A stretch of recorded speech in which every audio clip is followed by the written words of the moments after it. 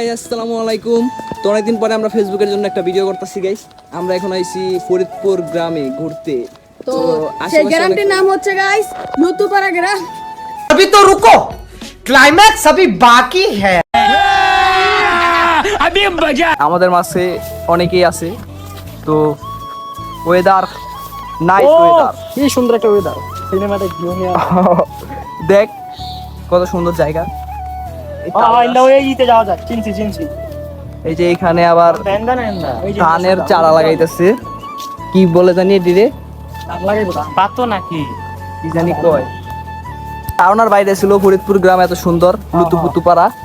তো দেখেন সব জায়গায় বাড়ি অনেক উন্নত হয়েছে ইদারিং। কাঁঠাল দেখলাম ভাবতেছি চুরিগুলা লয়ে যাবো, কিন্তু পারবো না।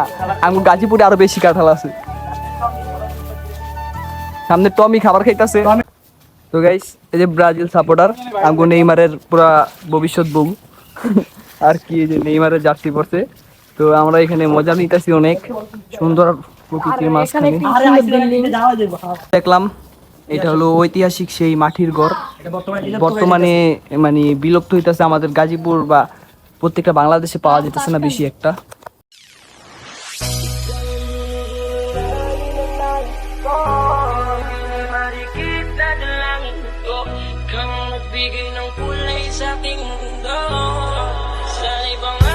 এই ভাই ফরিদপুরে কি রাসেল ভাই আসছে? আছে ভাই কই ভাই কই রাসেল পেপার ভাই 50,000 ভাই, দলই 50,000 ভাই, একদম বড় লোক ভাই। তো গাইস আমরা এখন রাসেল পেপার ধরতে যাইতেছি ভাই। 50,000 পাইলে কি বড় লোক।